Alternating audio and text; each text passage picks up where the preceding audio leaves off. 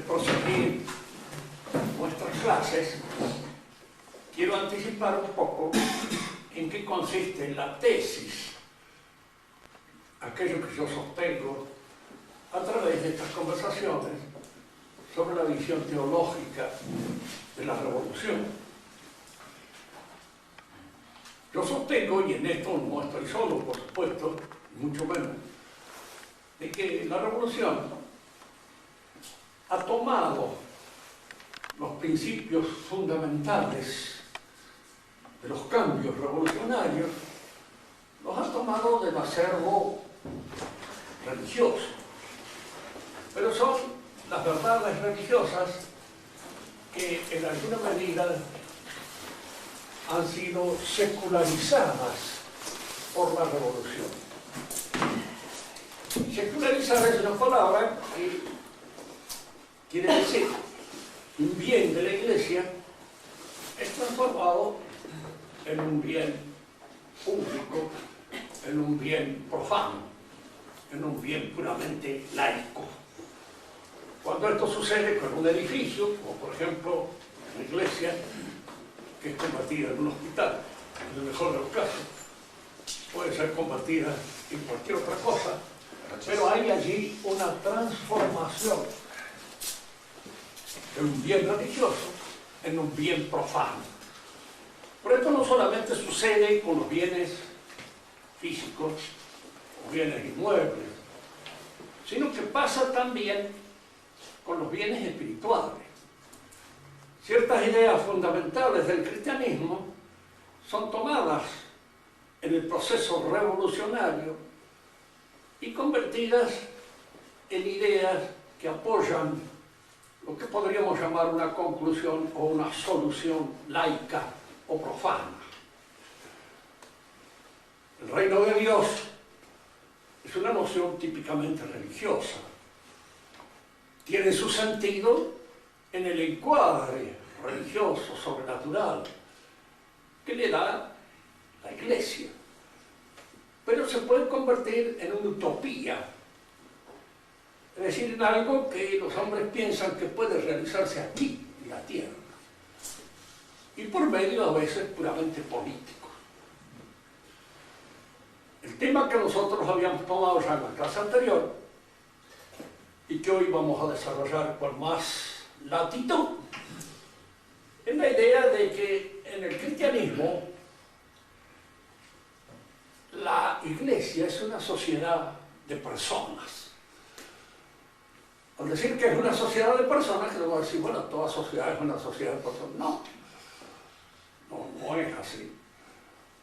Yo no entro en mi familia por una decisión personal. Soy miembro de mi familia por nacimiento. Soy miembro de mi país por nacimiento. Pero soy miembro de la Iglesia porque quiero. Y si alguien me dice, cuando bautiza a un chiquito, lo hace miembro de la Iglesia. Bueno, sí, entra en la Iglesia por decisión de sus padres.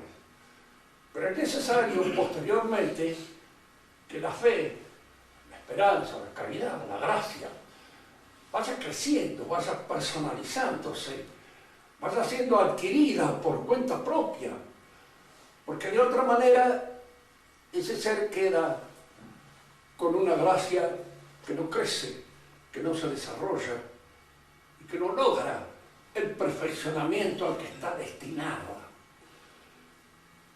La Iglesia triunfante es la Iglesia de todos aquellos que han alcanzado la santidad. Y la santidad significa la perfección de la persona en el sentido más acabado del término. Esta nota de personalidad es fundamental para la comprensión de la Iglesia, para la comprensión de por qué los judíos no aceptaron la Iglesia. Muchos, ¿no? Otros sí, que la Iglesia fue ocupada por hombres que pertenecían al pueblo de Israel, que habían sido elegidos directamente por Cristo. Y les dije, en una oportunidad, que Cristo no eligió al pueblo de Israel como fundamento de la Iglesia. Eligió a hombres, a este, aquel, al de más allá, concretos, personales. Y eso indudablemente hirió la susceptibilidad de los miembros del Sanedrín, de los gobernantes del pueblo de Israel. ¿Cómo nosotros hemos sido elegidos como pueblo? Y resulta que el Mesías tendría que reconocernos como pueblo. Si no nos reconoce como pueblo, no es el Mesías. Esa fue, en cierto modo, la decisión de ellos. Y la decisión tremenda que terminó con esa exclusión. El pueblo quedó separado de la iglesia. ¿Hasta cuándo? Hasta cuando Dios lo diga. Bien. Habíamos dicho otra cosa, que es lo que vamos a retomar ahora como fundamento de nuestra exposición.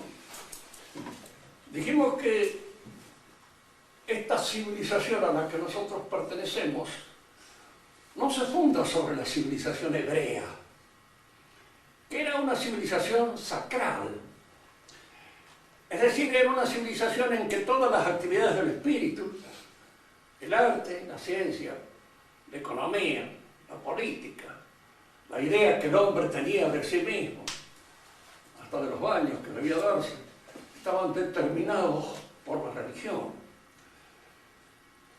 Estaban, diríamos así, concebidos y considerados con criterios religiosos, dependientes totalmente de la religión.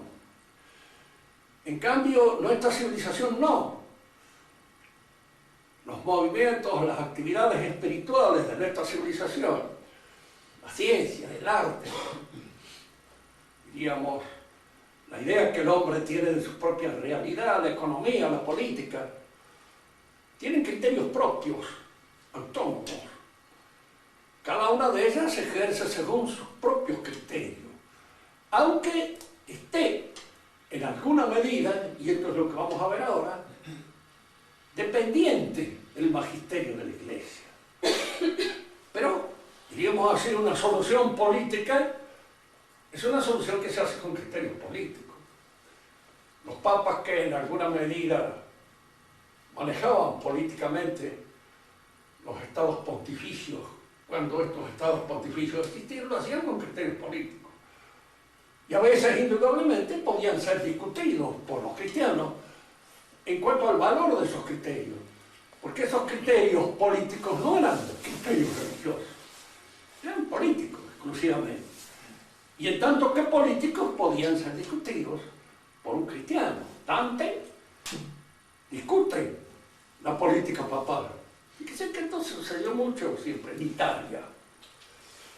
Para los nacionalistas italianos, todos a unos primeros, Dante, uno de ellos, siempre los estados pontificios fueron un poco escandalosos para ellos, porque es lo que les impedía la unificación política en Italia. ¿Y por qué la impedía? Diríamos que el papado tenía miedo de tener cerca, demasiado cerca, un poder demasiado fuerte. Porque ese poder demasiado fuerte tiende inevitablemente a oprimir la religión y a usarla para sus fines políticos. Ese era el temor que tenían. Los que han estudiado un poco la historia de esta época recordarán de que precisamente la monarquía longobarda, en un momento determinado de la historia, ejerció una cierta presión sobre el papado.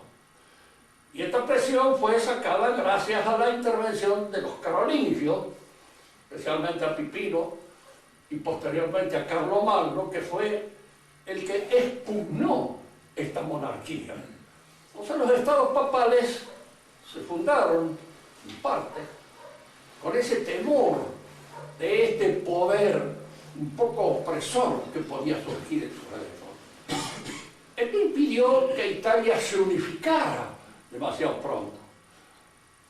Lo que hace, de alguna manera, que la mayor parte de los nacionalistas italianos vieran siempre con cierto resquemor la actividad de la Iglesia.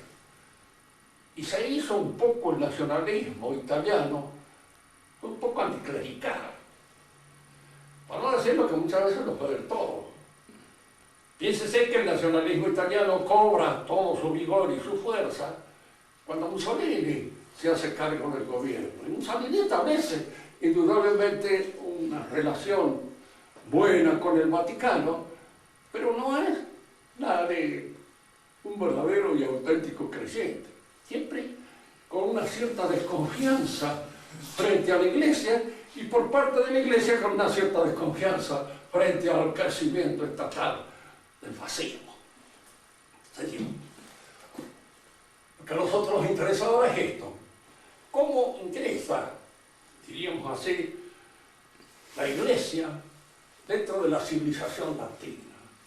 ¿Y cuál es, en alguna medida, la fuerza que determina esa inclusión, ese perfeccionamiento intrínseco de los elementos espirituales que constituyen la civilización latina? Para esto conviene hacer una breve incursión teológica en lo que es la gracia. En primer lugar, no hay que olvidar nunca, la gracia es la causa formal de la religión. Una religión que no tiene la gracia como elemento constitutivo formal no es una religión. Y no es la auténtica religión, ni mucho menos. Es una falsa religión. Por eso es, como toda la enseñanza del magisterio actual de la Iglesia, resulta un poco confusa en este aspecto. Y al decir confusa, queremos decir confunde. Eso es lo grave. Es decir, nos confunde. Nos hace pensar de que todas las demás también son religiones, que en alguna medida tienen una cierta similitud proporcional con la religión auténtica. Y no es así, son falsas religiones. Falsas a veces por defecto, como es el caso del judaísmo, no reconocen la existencia de Cristo, o falsas por una tergiversación, una exageración del monoteísmo, como en el caso del Islam, y al mismo tiempo por una visión del reino de Dios, que es una prolongación de lo que podríamos llamar el psiquismo inferior, y no la base superior del psiquismo. ¿Entiendes? El paraíso de Mahoma es, como decía alguien, un poco brutalmente, un prostíbulo de primera, pero no deja de serlo.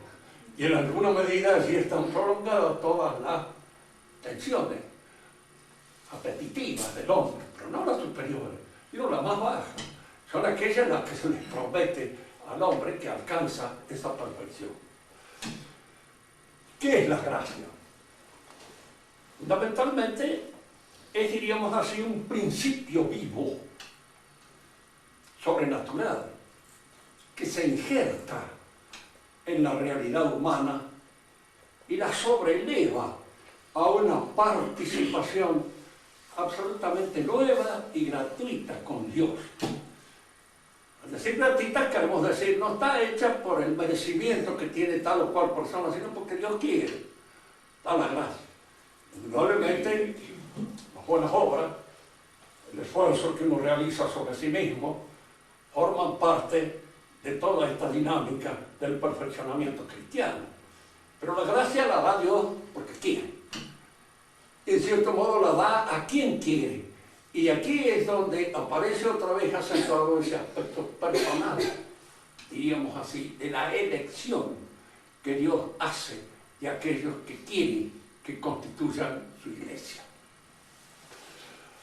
Pero así como la gracia perfecciona al hombre en sus actividades superiores, en la inteligencia por la fe, en la voluntad por la esperanza y en todo el movimiento de crecimiento superior por la caridad, que es la virtud propia del apóstol.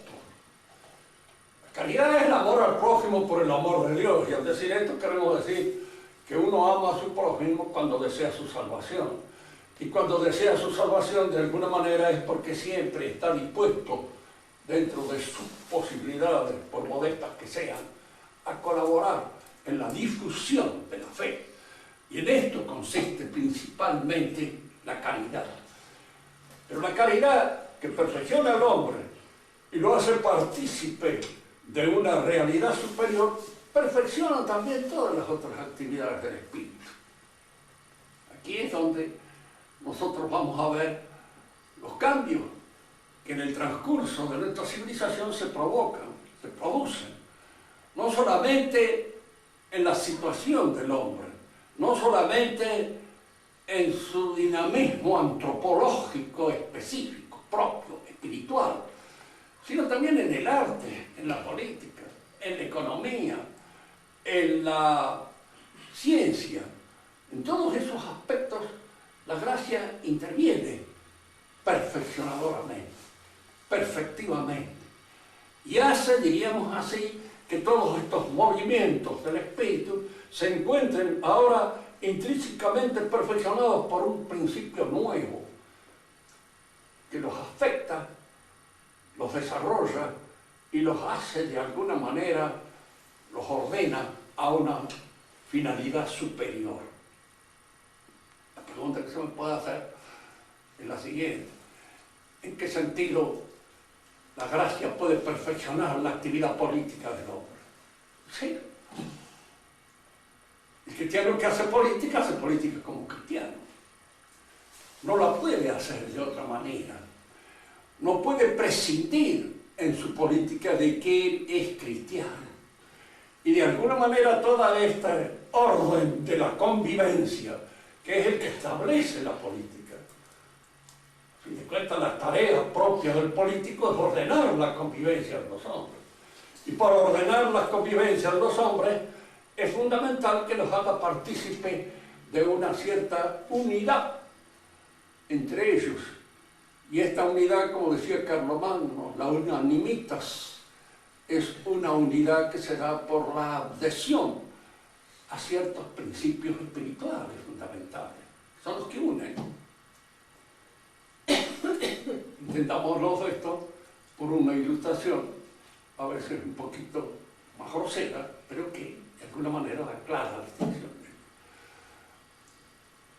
En el goce de un valor espiritual, nos unimos.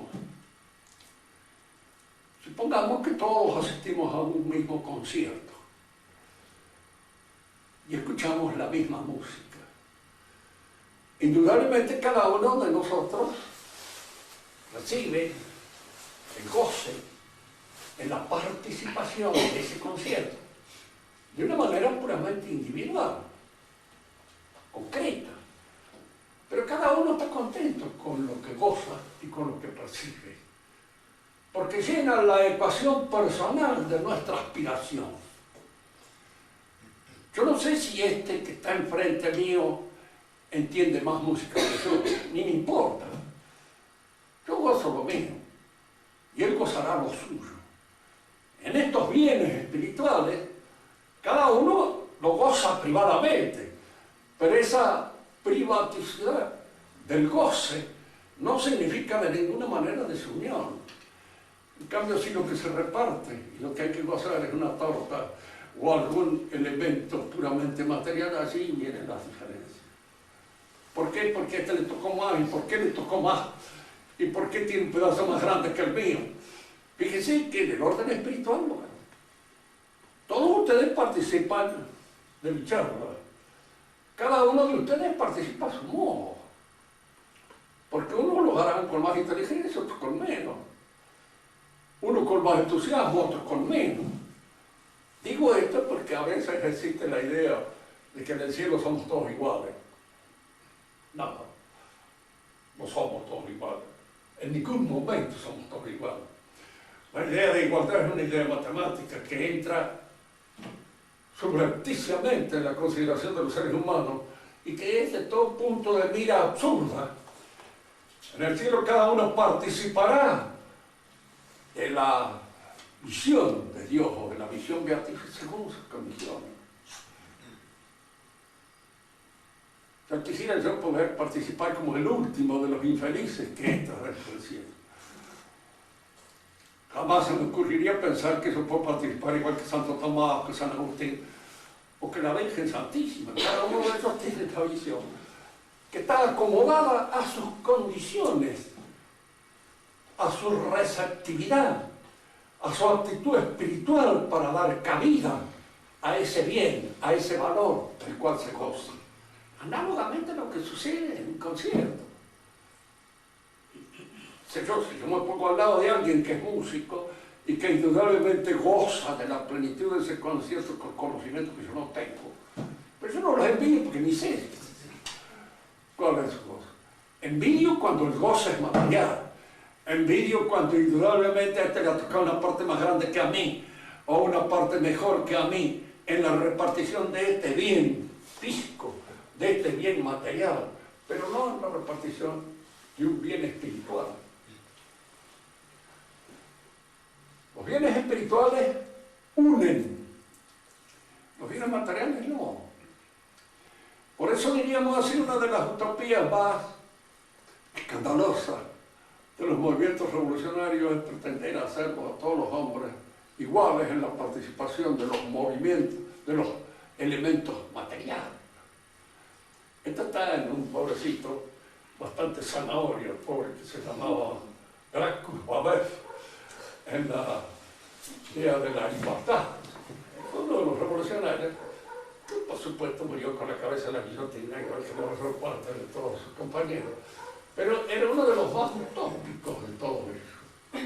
Sincero en todas sus cosas, de una sinceridad conmovedora, infantil y estúpida.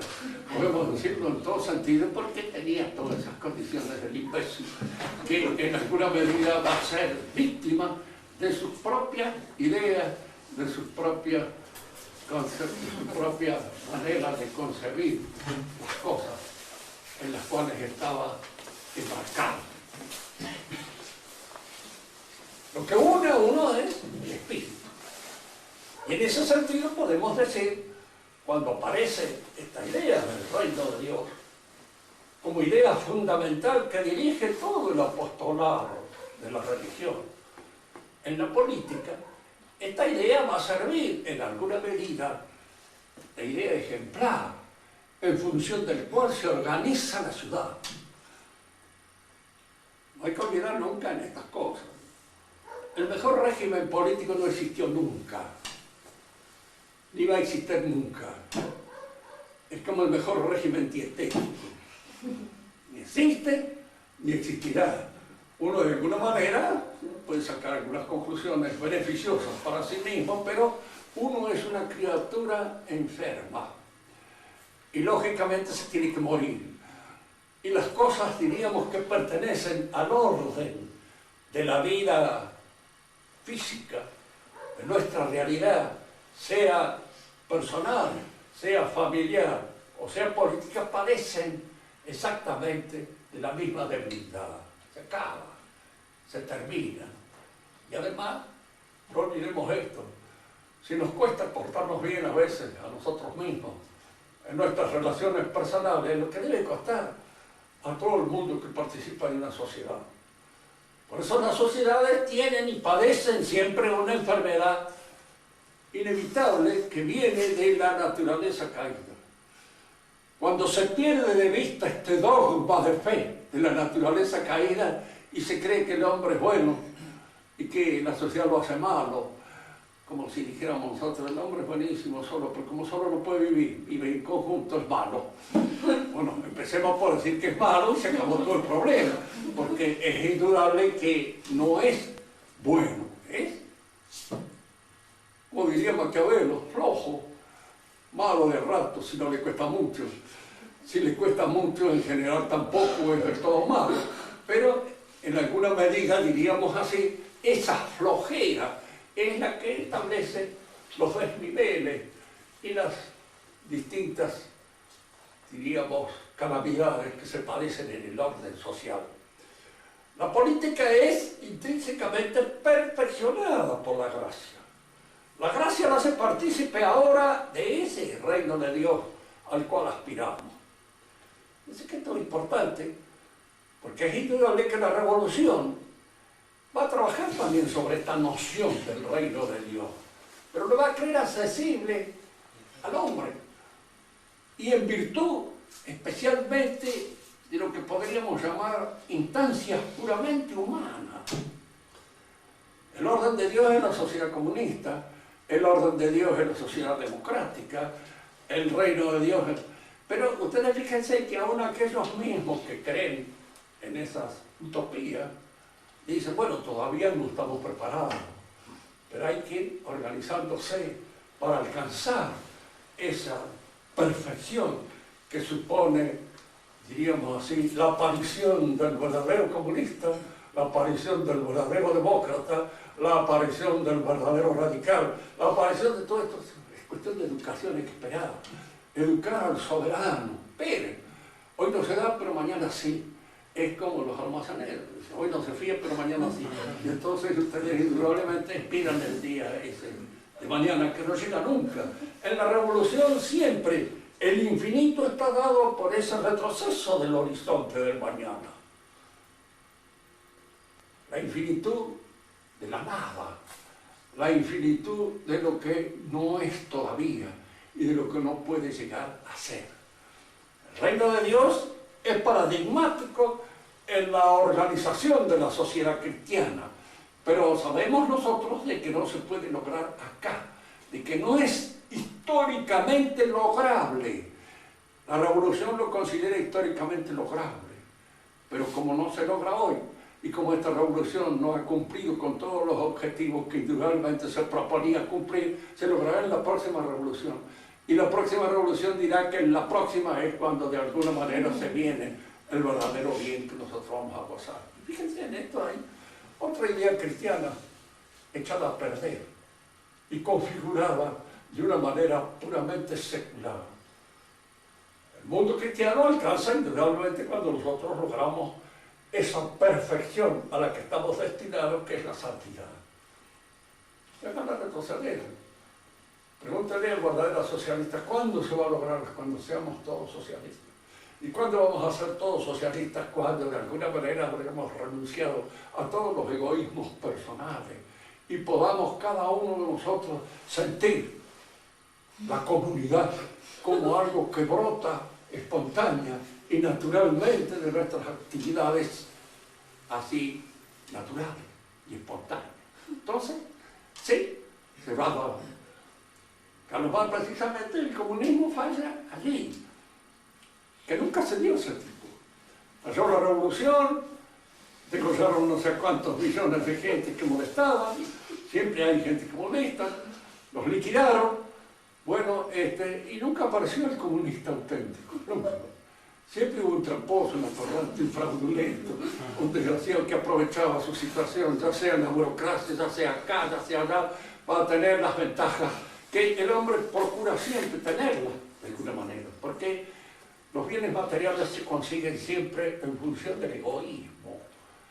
Cuando usted confía en la filantropía de los demás, ya está demostrando que son de una manera casi definitiva. Porque no es así. Pues entonces, lógicamente, para hacer filántropo al sonso ese que hay ahí, hay que embromarlo, aplastarlo, meterle policías por todos lados, y entonces de esa manera, pero ¿quién cuida a los policías? ¿Quién cuida a los que me cuidan? ¿Quién es el que cuida de alguna manera a los que están encargados de cuidar? Bueno, habría que inventar una policía de la policía de la policía de la otra policía y así sucesivamente para ir cuidando a cada uno de los cuidadores, y por último eso no se logra nunca jamás. Si nosotros consideramos la ciencia y observamos allí de qué manera, digamos, la gracia interviene en la ciencia, esto parece una cosa un poco descabellada. La pregunta es, ¿de qué modo interviene? No se olviden nunca de que dentro de la civilización grecolatina, la ciencia era lo que en esa época podía llamarse también de alguna manera la filosofía. Hemos dicho más de una vez acá, hay que tener cuidado con el manejo de estas nociones, porque en su sentido clásico, tradicional, son nociones análogas, no unívocas. Nosotros manejamos una noción de ciencia, ahora se usa, puramente unívoca, que está inspirada ya sea en la ciencia física, matemática, o en alguna otra ciencia, como puede ser la biología, en algunos de los mejores casos. Todo aquello que no responde a una consideración, a una lectura matemática de la realidad, no es ciencia. Y entonces desaparecen del plano de las ciencias prácticas, las ciencias lógicas, las ciencias, diríamos así, morales. Todo eso desaparece, dejan de ser ciencia, no son ciencias. ¿Qué son? Todo conocimiento organizado, sistemáticamente, metódico, y que de alguna manera supone el adiestramiento de nuestras disposiciones intelectuales es ciencia.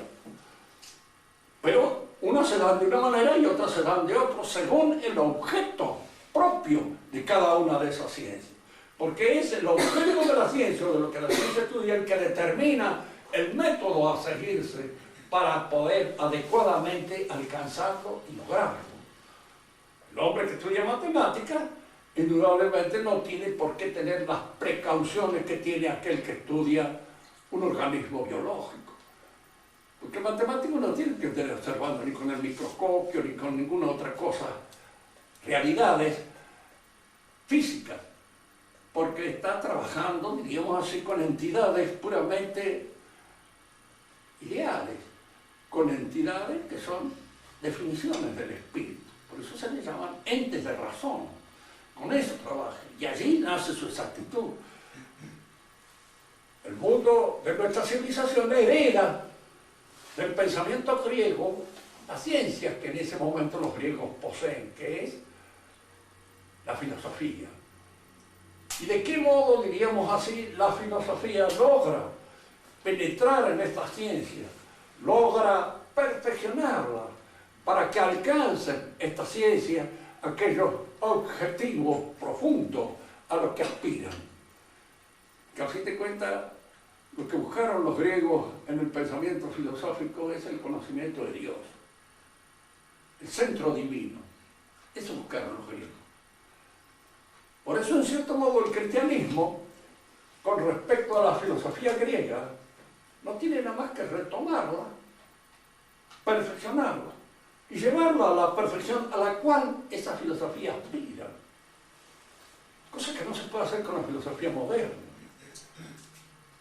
Digo esto porque muchos hacen esta pregunta.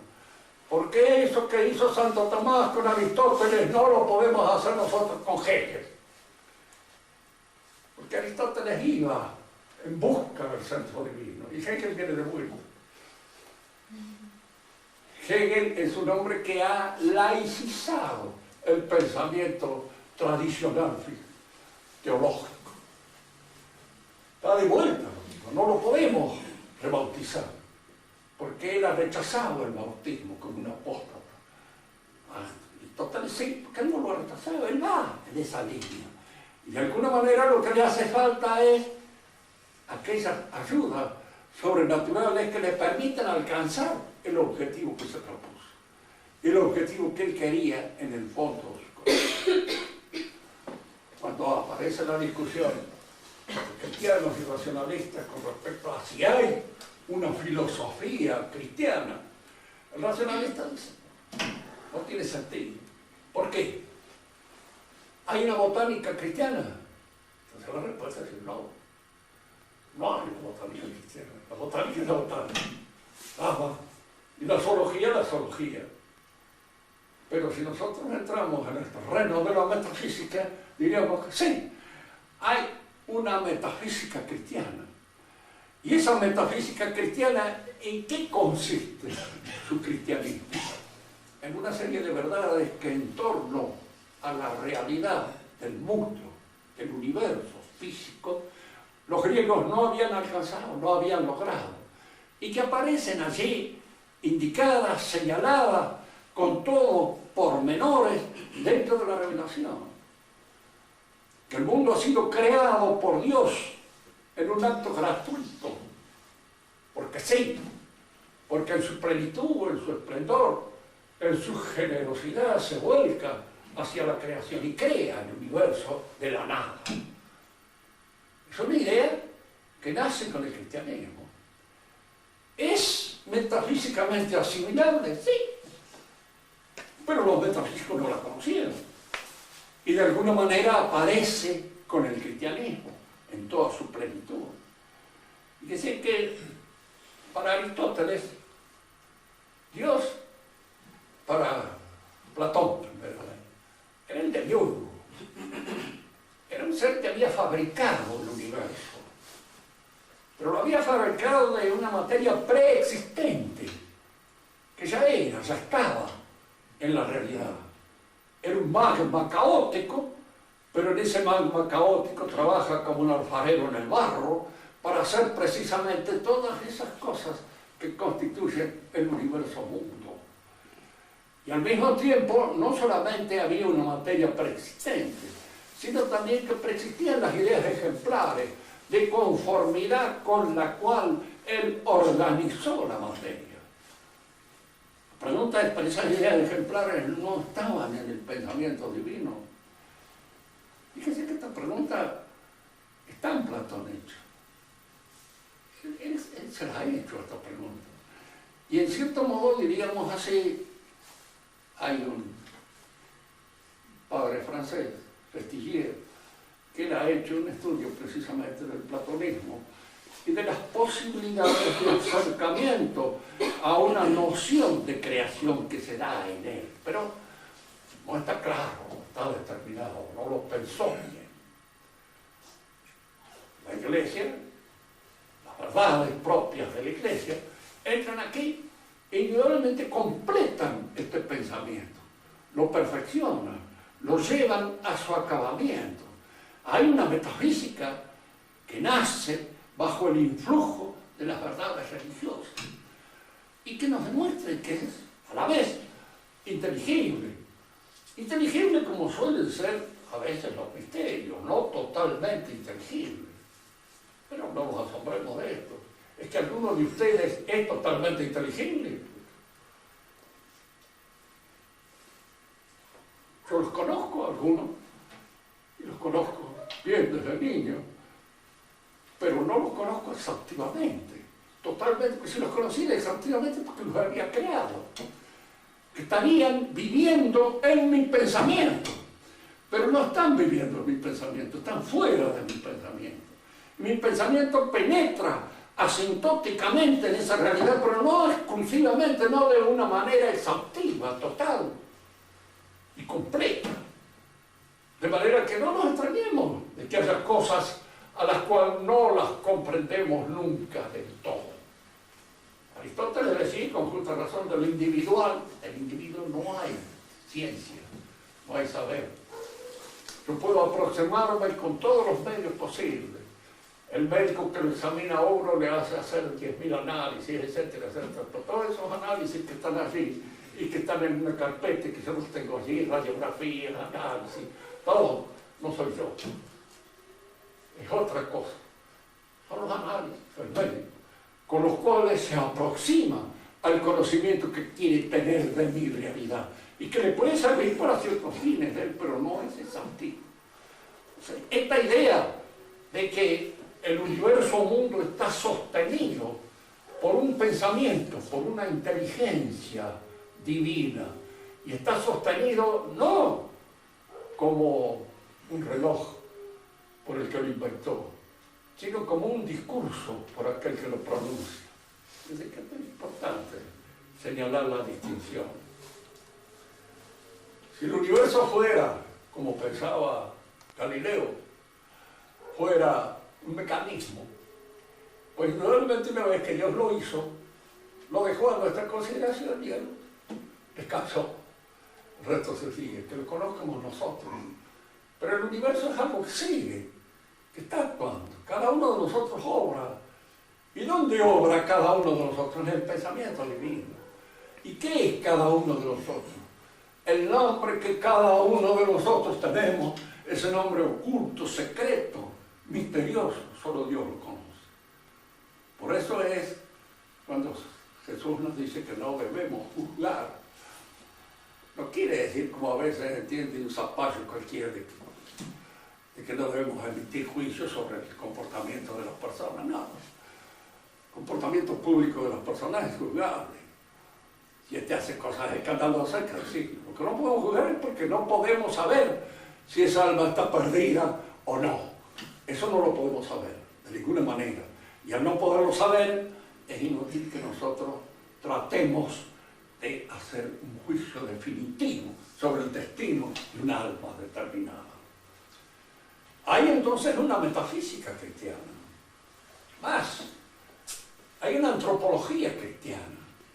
¿Por qué? Porque si bien el hombre griego, fíjense, sabía algo de que en la realidad humana había un cierto desquicio, un cierto defecto. No olvidemos nunca que al fin de cuentas el hombre primitivo fue favorecido por una revelación de Dios, la que le dio a entender su sentido. Y esto quedó de algún modo en las tradiciones históricas. Digo de algún modo porque muchas de ellas han sido alteradas a través del pasaje de una generación a otra, por la intervención de la imaginación de los poetas y a veces también por la intervención del diablo. Yo esto lo puedo decir delante de ustedes.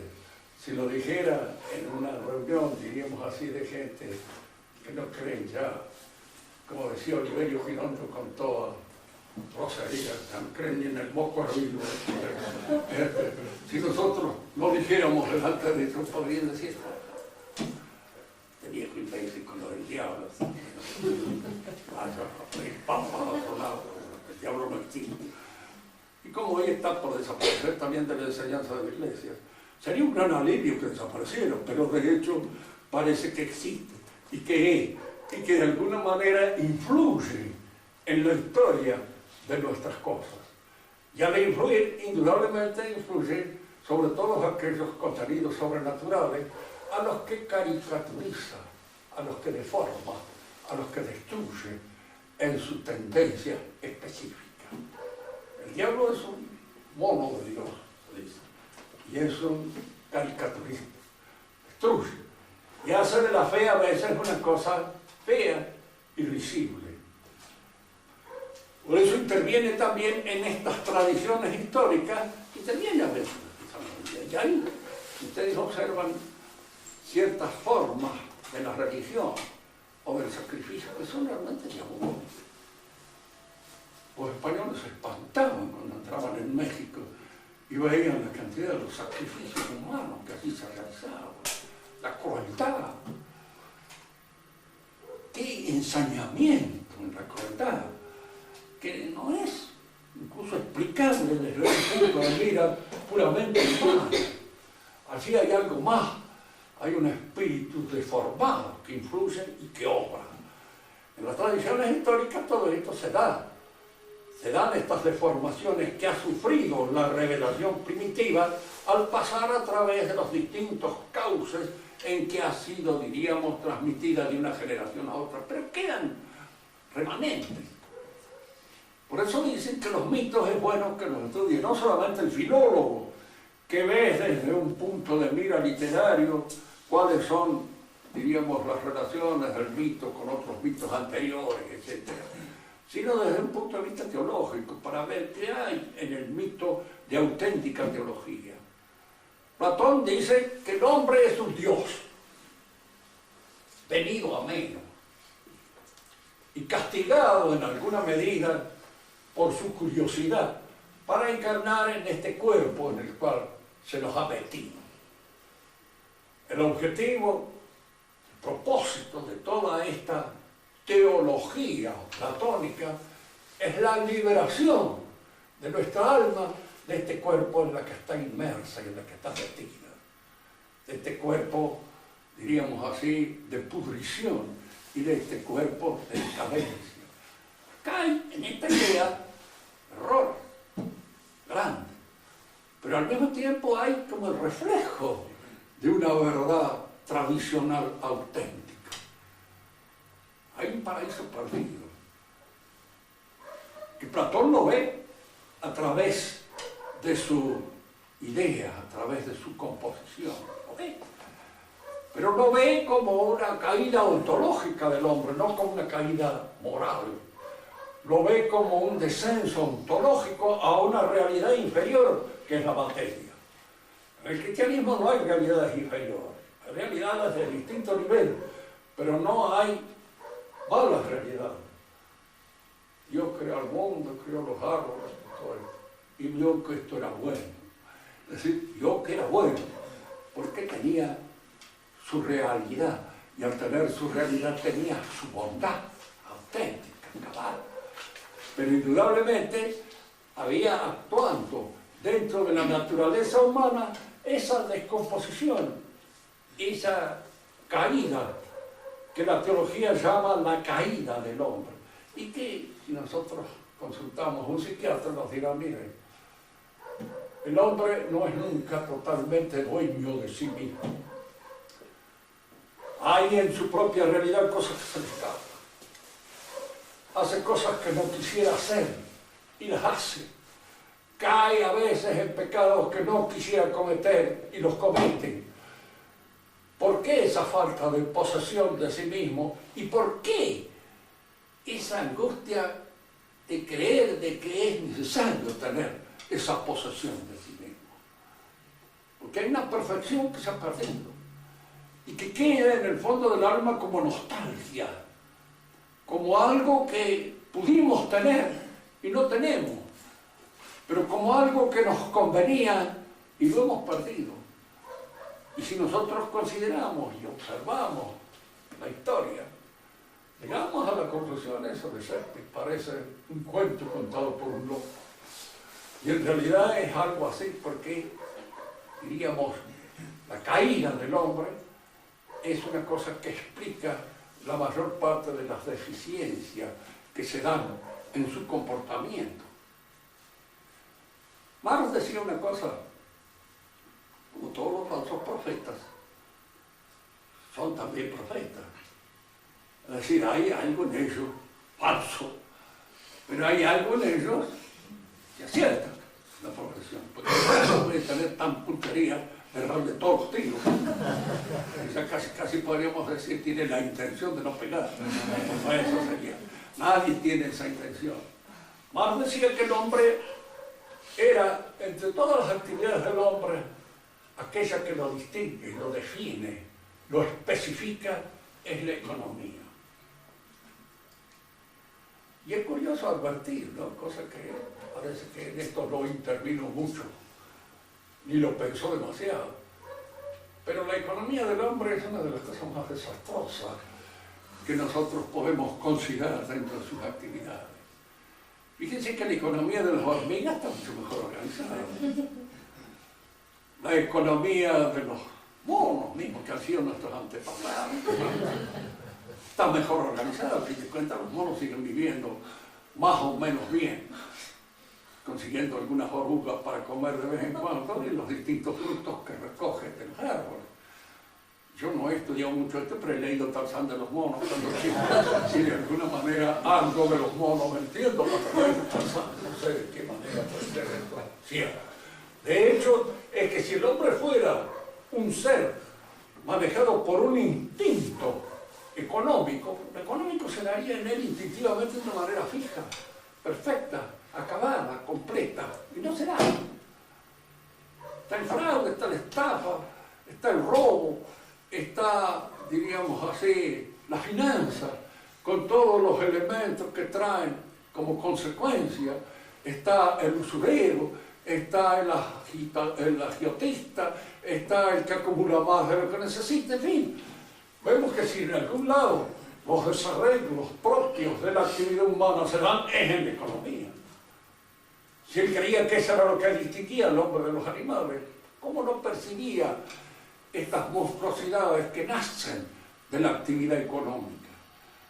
¿En función de qué? ¿A qué las atribuía? Porque si hay un instinto, todos los instintos son fijos, permanentes y absolutamente seguros en el objetivo que los guía. Fíjense cómo hacen sonido los horneos, siempre iguales, y de alguna manera, diríamos, no se equivocan en absoluto en la forma de ir haciéndolo y organizándolo. Lo mismo pasa con los castores. En el hombre no, aparece la equivocación, aparece el error. En el hombre hay siempre, diríamos así, ese elemento que obra, que actúa, y que es su caída, que no es dueño de sí mismo, que no está en la posesión de sí mismo. Freud todavía contaba de nuestra organización, un cuento más lindo todavía, más absurdo que el demás. Porque él decía que nosotros hemos venido de una manada en la cual el padre acaparaba a todas las hembras y los dejaba a los demás en ayunas. Entonces los demás varones se juntaron un día, mataron al padre, se lo comieron en una comida ritual, y desde esa época, diríamos así, festejaban la muerte del padre mediante un sacrificio eucarístico determinado. Todo explicado. Lo único que no estaba explicado era por qué diablo el padre acaparaba más de lo que podía, una, y en segundo lugar, por qué estos que mataron al padre les viene el remordimiento con posterioridad e inventan toda una ceremonia religiosa para recordarlo. Yo no conozco mucho los monos, ni sé cuáles son sus costumbres, pero me he criado entre caballos y puedo decirle que una de las costumbres siempre entre los padrillos que están criados en la madada es tener un número determinado, y nada más, y no admiten ninguno más, de manera que los demás los van sacando. De modo que ese instinto que se ciñe a una determinada, digamos así, cantidad de hembras para el macho determinado es una cosa que se da en los animales de una manera fija, claro, que no crea ese problema. ¿De dónde nace ese problema? Pues no puede nacer de los instintos, porque no se dan en los otros seres. Y entonces, ¿de dónde nacen? Y es allí donde Freud otra vez. ¿Por qué el remordimiento? ¿Por qué esa ceremonia para recordar al padre? ¿Por qué tenemos que inventar una especie de tótem que en alguna medida recuerde al padre? ¿Por qué la Eucaristía para recordar al padre? Etcétera. Son toda una serie de cosas que no están explicadas en el contexto con que él trata de trabajar y de explicar pura y exclusivamente el nacimiento de la humanidad. El hombre es una naturaleza caída, es decir, fundamentalmente es una naturaleza, Calvino decía, imbécil. Tenía razón, la palabra imbécil viene del bastón, del báculo. Imbécil es el que necesita un apoyo en el bastón, in baculum, de ahí viene. Entonces, toda actividad que en uno necesita un cierto apoyo exterior es, en definitiva, medio imbécil. Y en el hombre hay esa imbecilidad fundamental. Un amigo mío había establecido una vez las distintas clases de imbecilidad en las cuales podemos caer. Y hay muchas. Dice, generalmente somos imbéciles parciales, pero no somos totales. Ahora hay algunos que alcanzan esa perfección. En el sentido acabado y completo. Bien, en la próxima clase seguiremos con este tema de la influencia de la gracia en el desarrollo del pensamiento filosófico o científico. Porque tanto si se da en la antropología, se da en la pedagogía, se da en la política, se da en el orden familiar, se da en todas estas cosas, actividades en las cuales el hombre obra y actúa. Da en todas ellas la influencia de la gracia.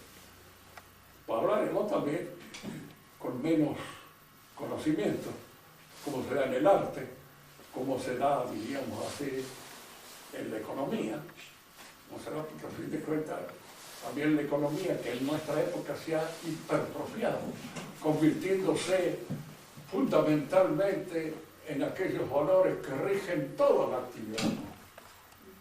Robe a veces la política al servicio de la economía. ¿Cuál es el ministro principal? Caballo. El ministro de Economía. ¿Por qué? Porque es todo. La política está en ese fundamento. Si no se acierta con la faena económica, lo demás no vale nada. Y de alguna manera es la faena económica la que guía todo el orden político.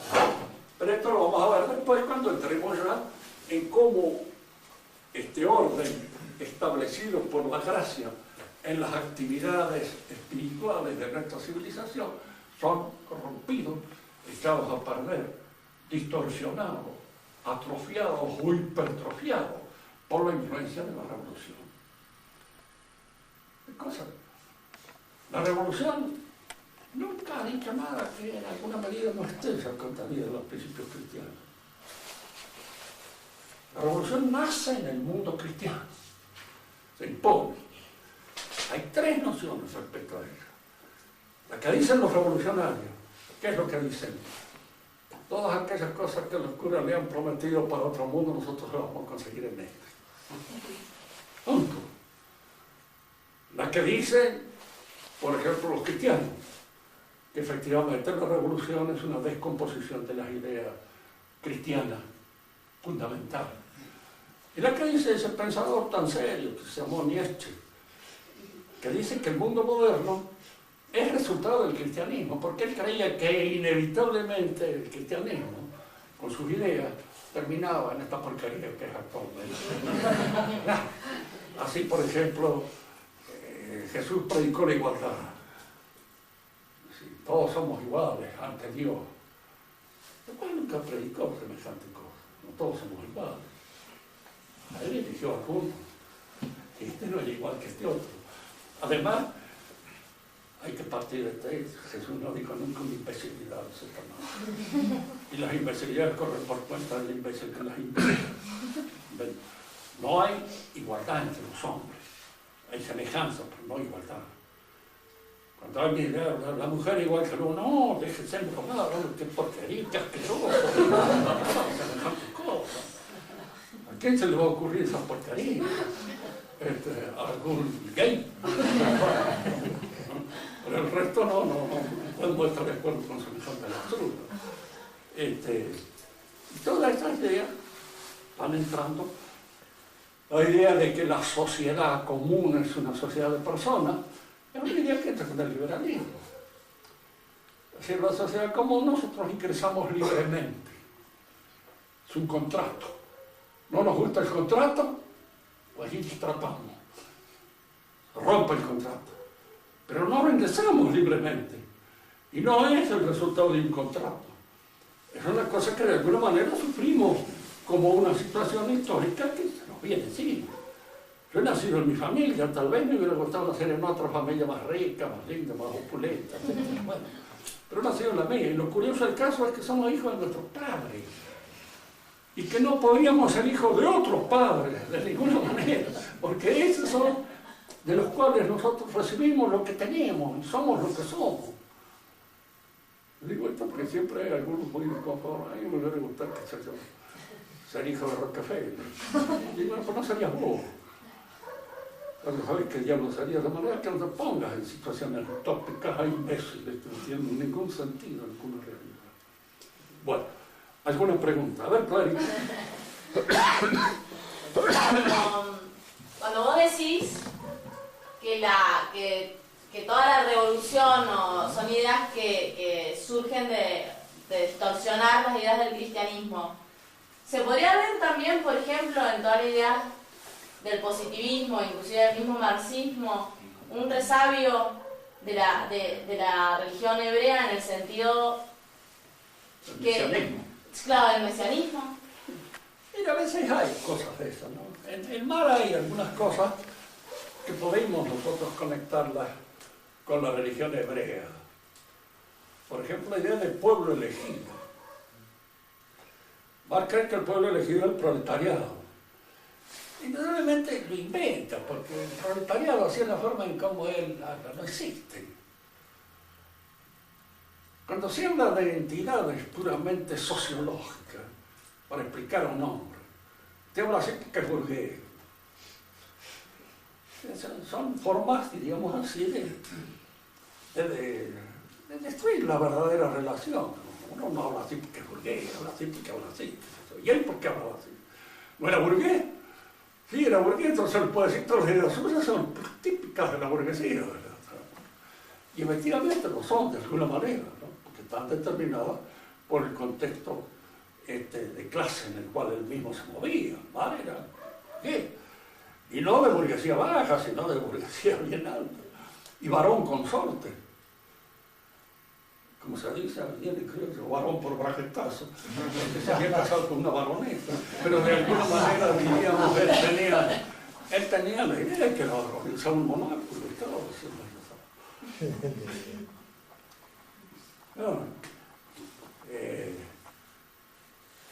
No sé si he contestado. ¿Sí? ¿Alguna otra pregunta?